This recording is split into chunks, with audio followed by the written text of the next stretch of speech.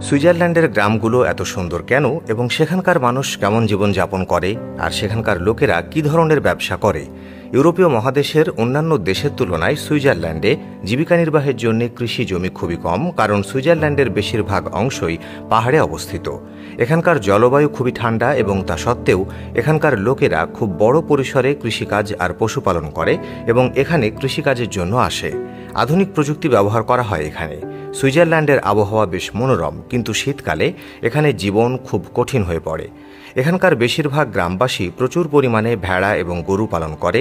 গড়ে এখানে একটি পরিবারে 50 থেকে 100টি ভেড়া থাকে এবং 50 থেকে 60টি গরু থাকা স্বাভাবিক। খুব ভোরে তারা তাদের পশুদের গ্রামের কাছের সবুজ তৃণভূমিতে নিয়ে যায় আর পশুদের সাথে 3 থেকে 4 ঘন্টা সময় কাটায় এই পাহাড়ে তাদের চড়াতে।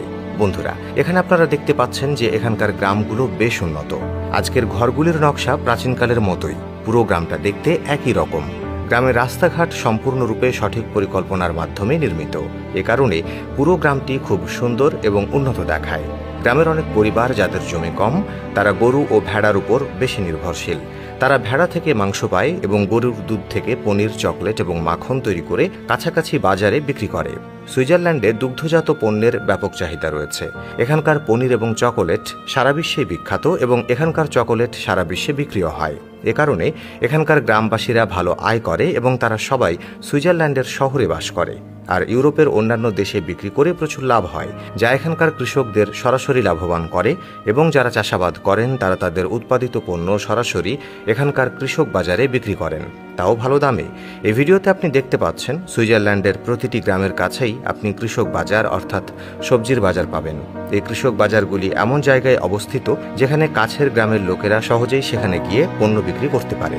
সুইজারল্যান্ডে কৃষকরা তাদের ফসল সরাসরি গ্রাহকদের কাছে বিক্রি করে, যার ফলে তাদের ফসলের ভালো দাম পায়। এখানকার বাজারে কোনো কমিশন এজেন্ট নেই, এর ফলে কৃষক সরাসরি লাভবান হন। ইউরোপের অন্যান্য দেশের তুলনায় সুইজারল্যান্ডে কৃষিকাজ অনেক ভিন্নভাবে করা হয়। আপনি বাংলাদেশের কোন জেলা থেকে এই ভিডিওটি দেখছেন আমাদের কমেন্ট করে জানান। আমরা পরবর্তী ভিডিওতে আপনাকে ধন্যবাদ জানাতে ভুলব না। এখানে চাষের জন্য খুব কম জমি আছে, তার মানে সুইজারল্যান্ডের বেশিরভাগ অংশ পাহাড়ের উপর অবস্থিত। এ কারণেই সমতল ভূমিতে কৃষিকাজের জন্য খুব কম জমি রয়েছে। এখানকার কৃষকরা গ্রিনহাউস ফার্মিং এবং পলিও ফার্মিং ব্যবহার করেন, যাতে তারা তাদের চাহিদা অনুযায়ী কৃষিকাজ করতে পারেন। একটি গ্রিনহাউস খামার নিম্নলিখিত পদ্ধতিতে তৈরি করা হয়। বাইরে তাপমাত্রা যতই কম হোক না কেন, কারণ শীতকালে সুইজারল্যান্ডে প্রচুর তুষারপাত হয় এবং এখানকার তাপমাত্রা মাইনাসে পৌঁছে যায়, কিন্তু তা সত্ত্বেও সেই তাপমাত্রা এই গ্রিনহাউসগুলোর উপর কোনো প্রভাব ফেলে না। এখানে তাপমাত্রা এমনভাবে সেট করা হয়েছে যাতে আপনি ফসল অনুযায়ী তাপমাত্রা বাড়াতে বা কমাতে পারেন। এই গ্রিনহাউস খামারগুলোতে সেচের সুবিধাও রয়েছে এবং তাও আধুনিক প্রযুক্তি ব্যবহার করে করা হয়।